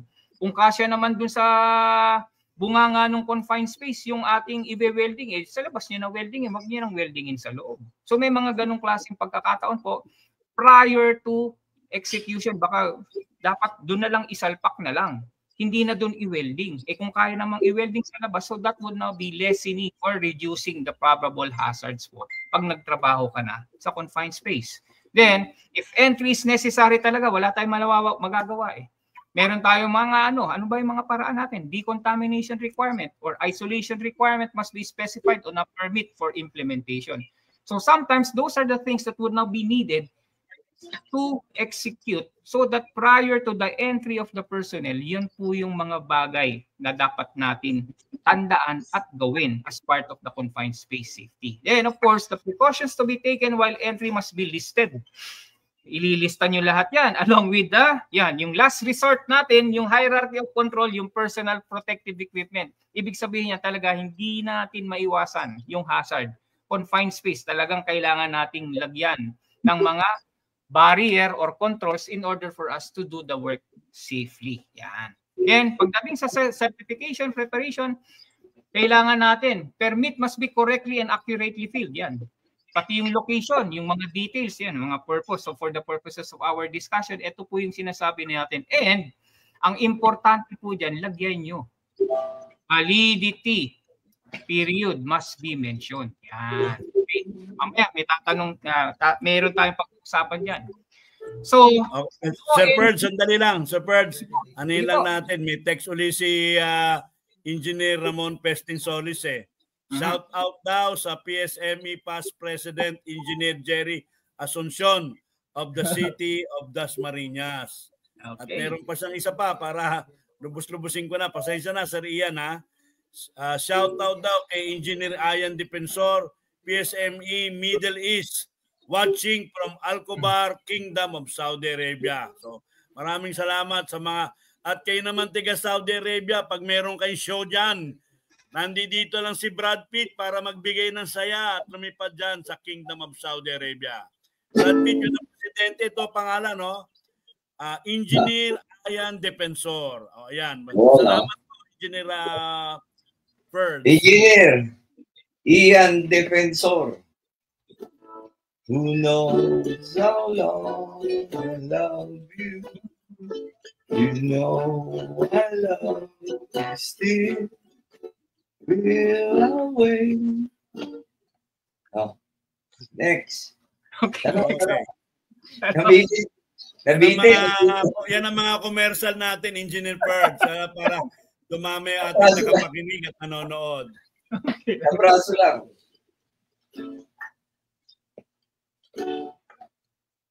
Na, na, na, na, na. Na, na, na. Love you with all my heart. Love you whenever we're together. Love you when we're apart. And when at last I find you, Your song will fill the air. Sing it loud so I can hear you. Make it easy to be near you. All the things you do endear you to me. Oh, you know I will. I will.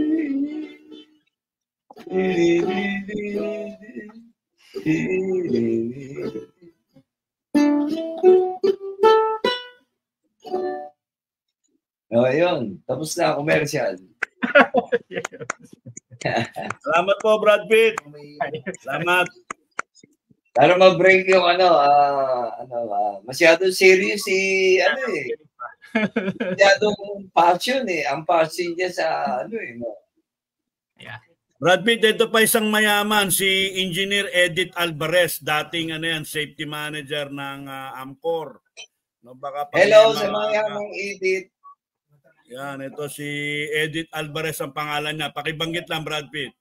Hello sa mayamang Edith Alvarez. How are you? Hope you are fine. And ito pa isa, Brad Pitt, ngayon ko lang nakita Pasensya na pa, Engineer Perds Yeah. Yung mga certified energy manager, ito si Engineer Rage Aurelio and PAP 4.0. Oo. Pag nag-convention yan, yung mga energy managers, no? Sa mga hotel yan, nandiyan dyan yung mga professional electrical engineer, mga kung sino-sino sa na certified energy manager. Rachel, baka pag may mga show naman kayo, imbitahin nyo naman si Brad Pitt. Kaya lang, hindi pwedeng gratis. Medyo kailangan doon ng panggasolina ni Brad Pitt. Ayan, Brad Pitt Yan ang mga tao natin. Hi, Ma'am Rachel Aurelio. Ang cute ng tuhod nyo. Sa picture, ayun Sino pa ang nandyan? Si Sir Ramon, ayan, Pestin Solis. Lagi nandito yan,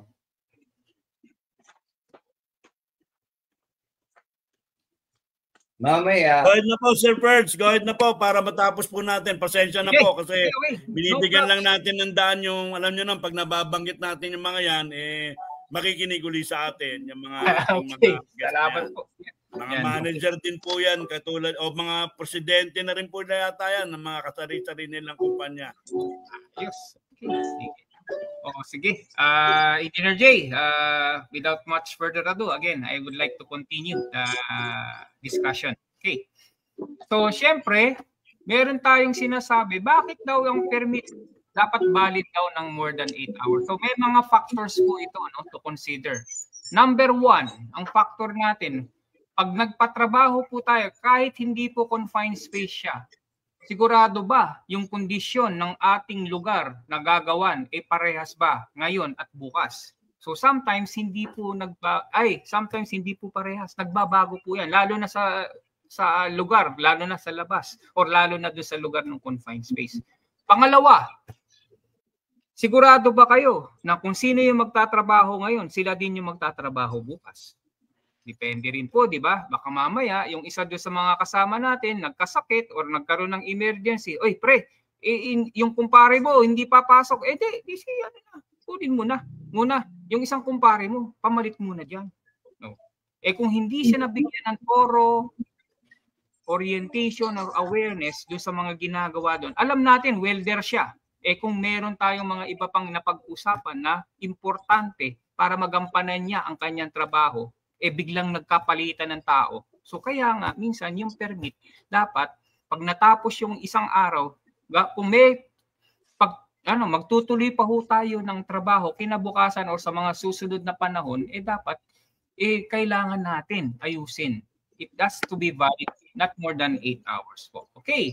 So, entry can only begin at the sign and approval ng permit ng isang authorized person. So, normally yan, yung supervisor in charge, yung mga yung mga project engineers po natin, at yung mga competent person would now be the ones to authorize the entry.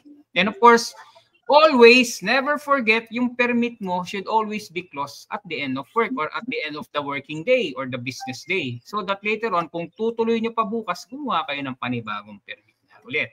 And of course, yung names ng mga kasama natin, ito para bang nasa eroplano, no, may manifesto pa. And standby person to be mentioned in the permit along with the required PPE for entry. So in a nutshell, yan po yung some of the contents. You could also give additional information po dito. No? So depende po sa policy ng inyong kumpanya at yung inyong mga codes of practices that would now give you more advantage to prevent any incidents or accidents in terms of the confined space activity po.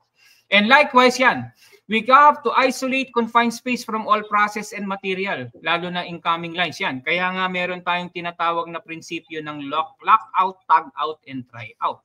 Then, if agitators exist, then de-energize through electrical lockout, yan, display cards yan, sa ating main control center or sa ating mga main offices, yan. And clean the space thoroughly, yan. Wag naman pong kakalimutan, kung nadatnan nyo pong malinis, pagpasok nyo dapat pagkatapos ng trabaho, yan, clean as you go, clay go, and remove all materials liable to present a hazard.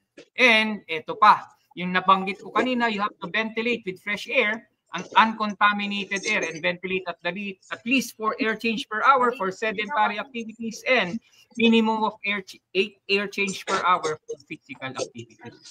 So when we now talk about ventilation, ito yung isa, no? Kaya nga minsan ito, yung kanilang gooseneck na ventilator at dapat naka-connect siya sa isang fan. Yung fan na yon dapat sufficient enough to cover up yung air change per hour natin. So you have to take yung sinasabi natin, yung air intake in a safe location. Merong diskarte din dapat yung fan motor nyo dapat nandun sa mga fresh lugar. Lalo na minsan na honestly speaking, may mga instances nilagay na naman yung fan blower, katabi niya basurahan. Paano fresh air ang mapapasok dun sa confined space niya?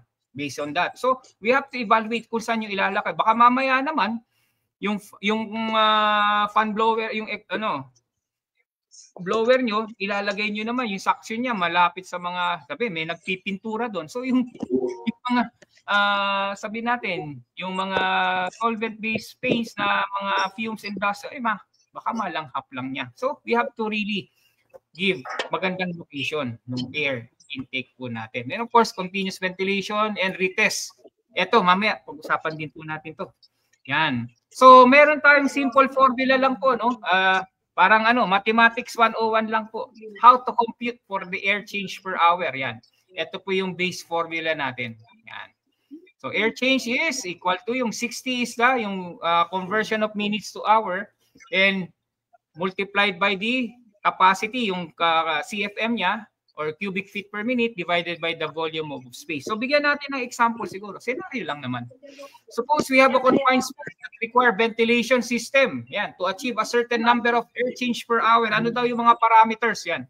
Pasintabi na po. May konting computation lang po para at least mabigyan na po natin ng reference yung ating formula. So meron daw isang confined space. Ito po yung room dimension niya. 20 by 15 by 10 feet in terms of length, width, and height. Ang hinahanap, kailangan ko ng 6 air change per hour base doon sa aking computation at yung tao na mapupunta sa loob at pati yung activity nila. Yan. And wag natin kalilimutan, standard naman to, yung static pressure na 0.5 inches. Ano ba yung static pressure? Yan po yung sinasabi nating pressure at a certain state na dapat may risk yung ma-overcome ng blower, yung proper ventilation. Kasi meron din po siya sinasabi nating friction loss. Kasi dumadaan po siya, yung ventilation nyo dumadaan sa piping or mga ducting. It's based on the ASHRAE handbook naman po. So, gamitin natin as standard yung 0.5 inch of water column in water. So, ano ba yung mga steps to compute airflow and select a ventilation pan? Kasi ito po yung isa sa mga challenge natin. Ano bang ventilation pan ang gagamitin ko pagdating sa mga ganitong requirement? So, you can calculate the room volume, then calculate the required airflow in CFM. Yan. Then use the ACH, the air change per hour, and room volume to find the required airflow in cubic feet per minute. Yan. Then of course, base sa mga manufacturer, may mga table yan. Yung select a ventilation fan, choose a fan that can deliver. Sige, moving forward, tignan natin. Step 1 daw, calculate the room volume. Yan. Yung volume lang, length times width times height. Yan. Base doon sa kanyang given data, 3,000 cubic feet. Yan. Okay, so nakuha nyo na yung volume ng ating, hindi naman eksakto, but approximate. Kasi minsan, hindi naman perfect na yung dimension niya. So, you have to also do the proper estimation. Then step 2, yan, calculate natin yung required airflow in terms of cubic feet per minute. Yan. Next, use the required ACH to calculate the airflow. Yung formula po natin, ito po yung formula, or yung airflow, air change per hour is equal to the volume divided by yung the flow divided by the volume times 60. Ano ba reference nito? Ito kanina. Ito yun. Sorry babalik ko lang po. Ito po yun, yung reference natin. Ito yung formula, base formula po. Okay, moving forward. Okay, bilisan ko na lang po. Sorry So, step 2, yan, nag-rearrange po tayo ng formula to solve for the flow. Yan, yung Q natin. Ito po yung given. Yan, 6 by 3,000 divided by 60. Yung ating flow na required is 300 cubic feet per minute, di ba? So, based on that, ito yung ating requirement, 300 CFM base doon sa 6 air change per hour na kailangan natin. So, ito kasi magtatrabaho doon. So, in step 3 natin po, mga kasama, we now select a ventilation fan. Yung sa mga parang schedule po ng mga fan blowers po, no? For example, sabi natin, fan selection. You are considering several fans and nakakita ka na with the following performance specification. Ay, ito, sakto siguro to, fan model. XYZ 123. O, CFM at 0.5, nakalagay po sa technical specification niya. Ang capacity niya, 320 CFM. Tapos yung power niya, 200 watts at a noise level of 55 decibel. Pwede na. Pasok to. Dun sa ano requirement natin? Ang requirement natin is yan, 300 CFM. So, meron ka pang allowance. Sabi nga natin, this fan provides now 320 CFM at 0.5. Static pressure of water. So ngayon, nag-meet na siya ng requirement. So maganda na rin po natin, sobra tayo ng konti kasi nga may mga variations po tayo, lalo na sa resistance or additional components na baka mailagay natin doon sa system ng ventilation. So that would now be a good exercise for you to compute kung ano talaga yung buti na yung kahit papano, kahit slightly above yung requirement mo but not below your requirement kasi nga ventilation requirement po yan. And siyempre pag ventilation, ano ba nakasalalay dyan? Buhay po ng tao pagdating po sa oxygen requirement, pagdating sa respiratory system niya. So ngayon, based on this computation of air change per hour, yung nabanggit po kanina, yung inhale, exhale, and volume of air na nalalanghap at nilalabas ng tao, that would now be your basis or benchmark when you now do the ventilation computation. Yan, okay. So meron po tayo, sabi natin, bakit pa natin kailangan matest ang areas ng confined space sa top portion, middle portion, bottom portion? What is the reason? Ito po yun. Kasi nga, yan po yung nangyayari. Marami pong iba't ibang klaseng gas. Yung sinasabi nating density. Ang air natin, example, ito, ang density natin. So sometimes merong mga gases, dangerous gases na mas magaang sa hangin. Tulad ng methane, yan, example, ammonia, CO. At meron ding gases na mas mabigat ang density sa hangin. Yes. Yung CO, CO2, yung gasoline fumes, saka yung jet fuel. So basically, rule of thumb, sabi nga natin, as much as possible, minimum po yan. You have to measure it sa top. Ito, yung binibilugan ko. You have to measure the atmosphere or oxygen or other gases sa middle at dito rin sa baba. So that would now be a good practice po before entry of a person in a confined space. Because that would now be depending on the different gases that can be found at different levels. Kasi nga, lalong-lalo na yung sa sewer line, sa mga manhole. Yun dapat ang ginawa nung hindi ko naman po sinisisi. If sabi nga natin, kung alam nila, lalo na yung nangyari doon sa Quezon City, na pumasok doon sa manhole, public, so dapat mineasure mo muna nila kasi hindi nila alam kung ano yung mga iba't ibang gases na nandun. So kung meron kayong multi-gas detector, it will now give you that advantage. To you, pati yung mga tao, aware sila. Pre, anong gagawin natin? May ano dyan ha? May methane dyan. Anong gagawin? Anong PPE natin? Anong protection natin dyan? Para bago tayo pumasok. Kailangan muna natin yan. Tanggalin natin yung mga level, na high levels of gases dyan. I-ventilate muna natin prior to entry. So, may suction ka, may inlet ka, so dapat fresh air ang magkakaroon ng, sabi natin, yung presence nung ilang percent yun? 21% oxygen ang target po natin. Okay. So, while entering naman po, the entrant must be trained person. Dapat naka-train na yan. Alam niya ang mga panganib pag gumawa siya ng trabaho sa loob. And, dapat may naka-standby lagi. Anong tawag siya kanya?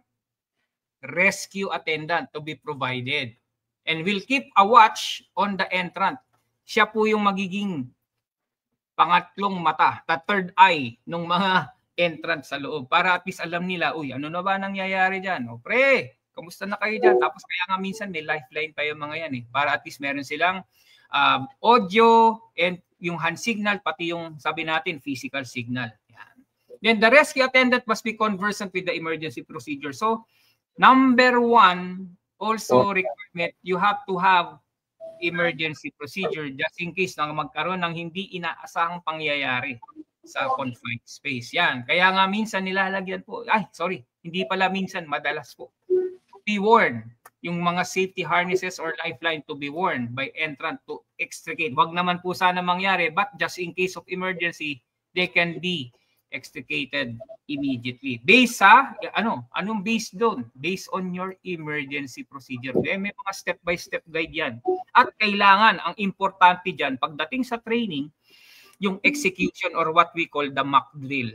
Kailangan practicein nyo yan. Parang basketball din yan. Paano tayo magiging champion kung hindi kayo magpa-practice? O paano tayo makakasagip ng tao? Siyempre, kahit paano, we have to be doing these types of exercises para meron tayong muscle memory and mind memory. Yan. Okay. So, example lang po ng permit. Pagdating sa mga confined space work. So, yan. I-describe yung mga anong gagawin yung trabaho dyan.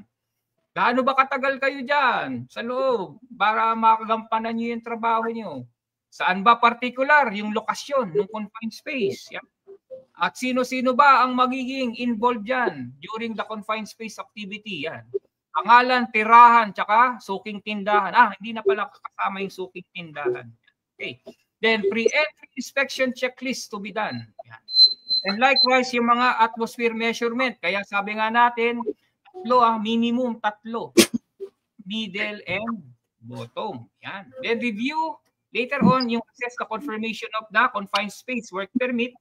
Then, siyempre, kailangan yung pag-usapan bago kayo pumasok. Kaya nga, meron tayong sinatawag na TBT or what we call toolbox talk or toolbox TBM, toolbox meeting.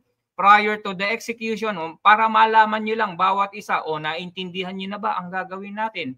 O ikaw, number 1, ano ba ang inyong trabaho? I-review nila sa ating permit. Sir, buti na lang.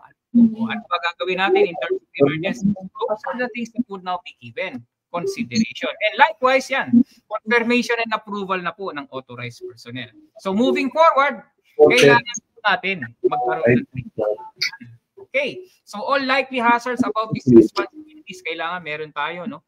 Hindi lang po dun sa papasok, siyempre pakasama na po yung mga rescue attendants. And likewise, training to authorized person din para ma-assess niya, magkaroon siya ng management capability on how to go about the total confined space activity. And siyempre, yung records nyo, yung training records nyo, available as part of the reference to show proof na, nag-training kami niyan. At yung tao niyan, competent na siya dahil nakapag-training na siya as part of the requirement of confined space. So ito lang po yung common mga posisyon pag sa confined space. Ang starring dyan, siyempre, ang star of the show ng confined space, eto sila.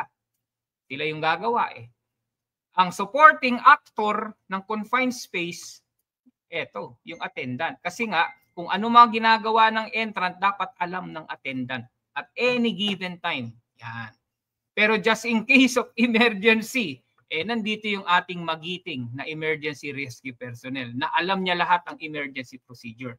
At ang tagapangasiwa, ang director, sana nga pati producer, yan, in yung entry supervisor. So siya yung overall in charge. So with that, ito po yung mga basic positions in terms of confined space, proper confined space activity po. Okay, ano ba yung mga PPE? Example lang po to, to give you. Yan, meron tayong APR, yung mga respirator natin. Meron din po tayong yung tinatawag nating self-contained breathing apparatus. Yan. Pang malakasang confined space. At yan po yung mostly ginagamit ng mga rescuer natin. Likewise, yung SABA, yung supplied air breathing apparatus, medyo mas maliit ng konti sa SCBA. And other forms of PPE such as, ito yung mga standard po natin, hard hats, gloves, yan, mga clothing that would now protect the person while entering the confined space. Yan. Example lang po yan, yan. Balot na balot ang mga kuya natin.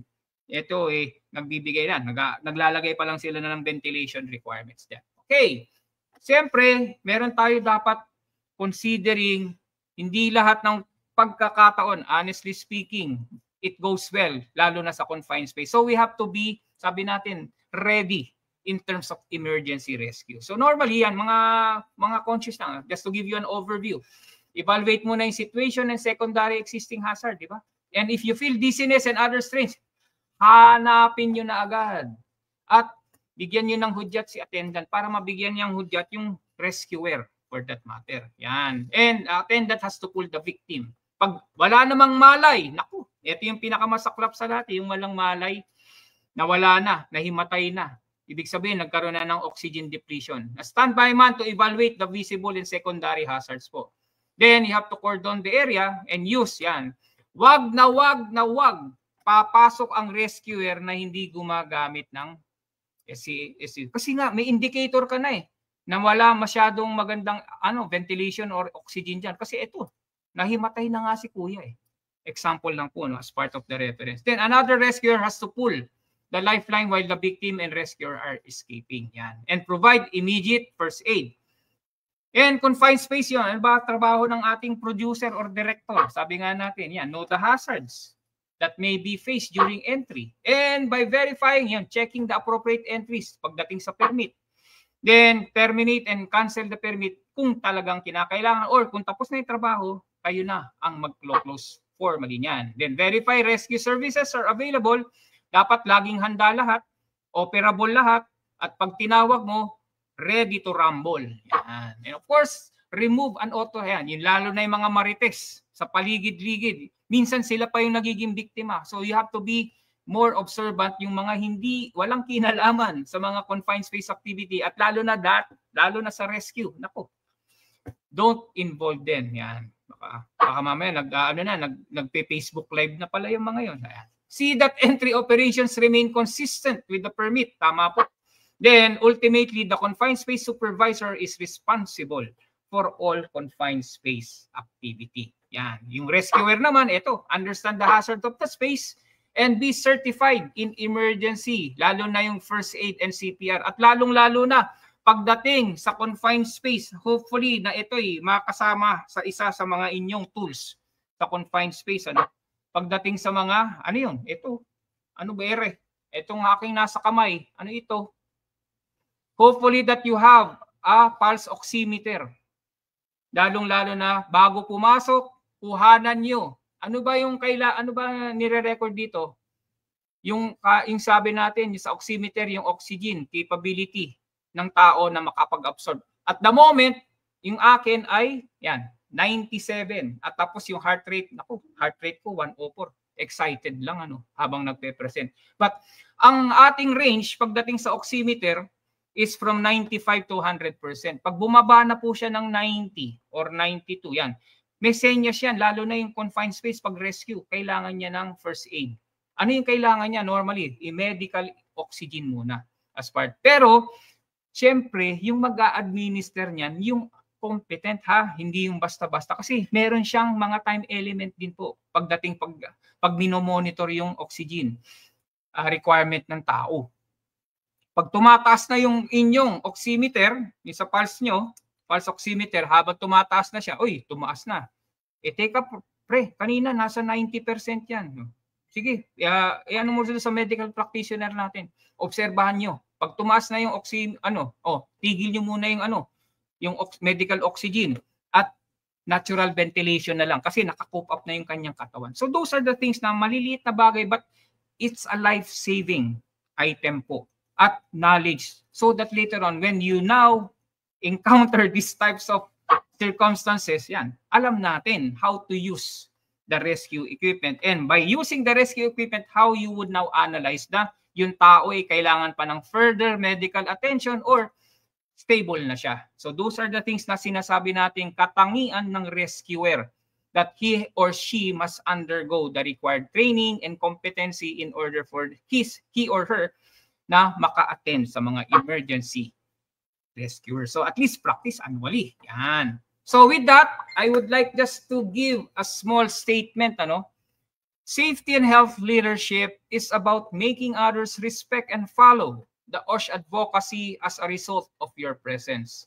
And ang maganda po dito, kung talagang na-establish nyo na, it becomes an impact that is sustainable even in your absence. Kahit wala ka, pag talagang maganda na po yung sistema, it will now free will tatakbo at tatakbo po na. So with that, I just want to end my presentation. Engineer J and Brad Pitt and Sir Kat, maraming salamat po for this opportunity. Ako po si Engineer Ferdinand Agtarap at your service for your OSH advocacy. Maraming salamat po. Engineer Ferds Agtarap, it was a very informative, very nice, and one of the best confined space presentation I ever seen and heard.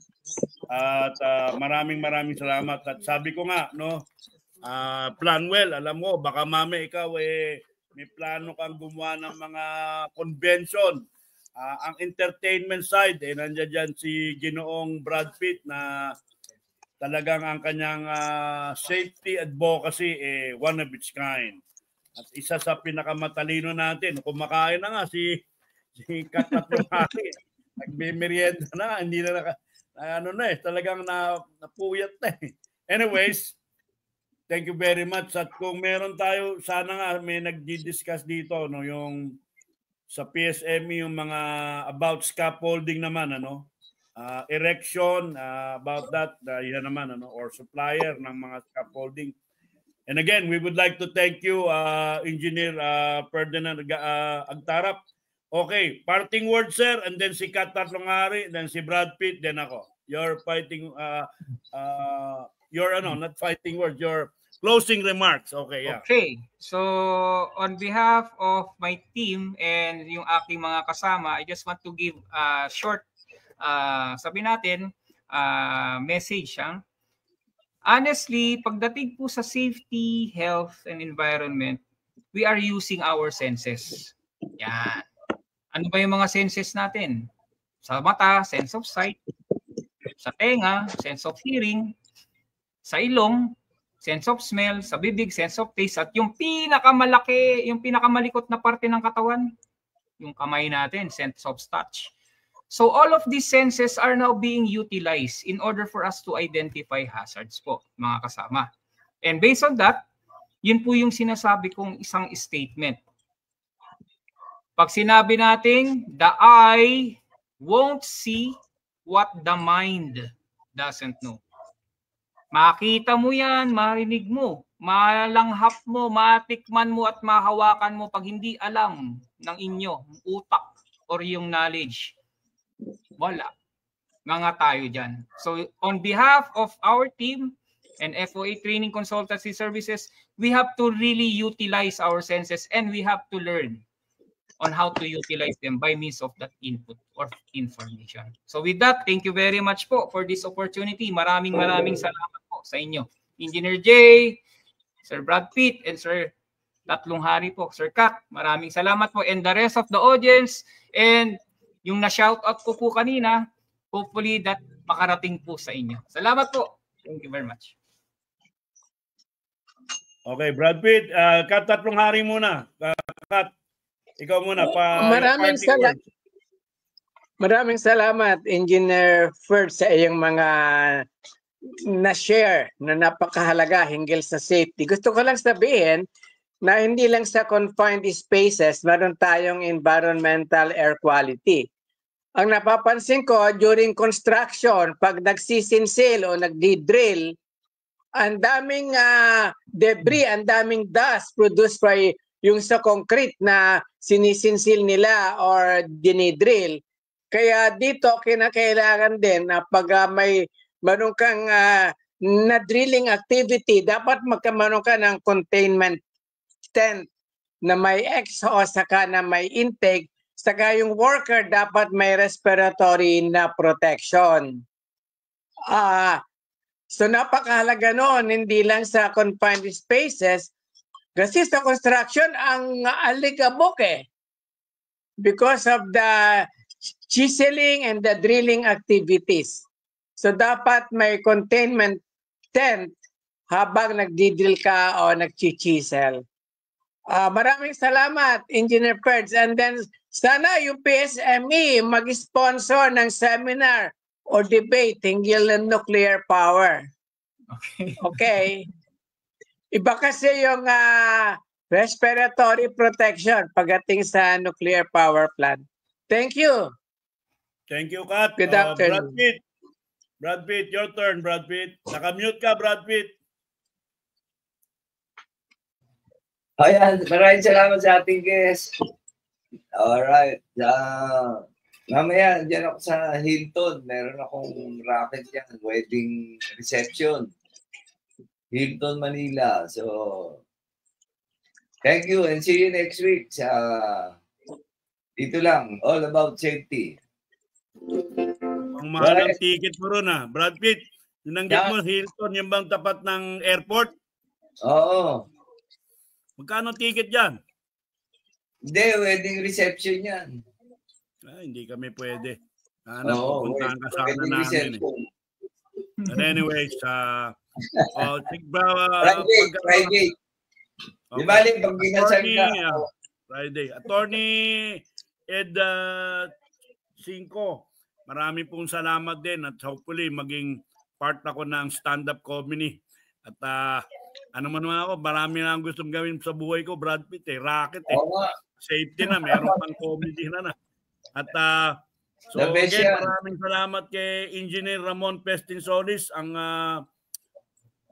board member ng Mechanical Engineering Board, kay Engineer Sam Ferrer, again kay Cesar S. Monteclaros Jr. At si Project Pascual. Maraming ito pa isa, no? Safety officer din siya sa isang pharmaceutical, si Jex Cleopas. Maraming yan. Zwelig yata si Norsiker Maliga Muhammad. Assalamualaikum, watching from Region 12. Ayan, at si Criminal Cortez Inhinte. Yan. Maraming pong salamat. Ito si Jay Ferrer, nagsasabi sa inyong smile and be safe. Thank you very much. Bye-bye po. Bye-bye. Have a nice weekend. Ingat po. Thank you very much. Salamat. Every Saturday, 1 to 2 p.m., let's all listen to your TTJ Ferrer, the professional safety and skills advocate on air. All About Safety is brought to you by JLF Projects International Inc. Experienced and skilled people handling your sensitive and expensive machinery. They do rigging, lifting, trading, and transport your equipment safe and economical. If you think safety is expensive, try an accident. Or you could call on them at j.ferrer@jlftransport.com.ph or 0917-862-4995.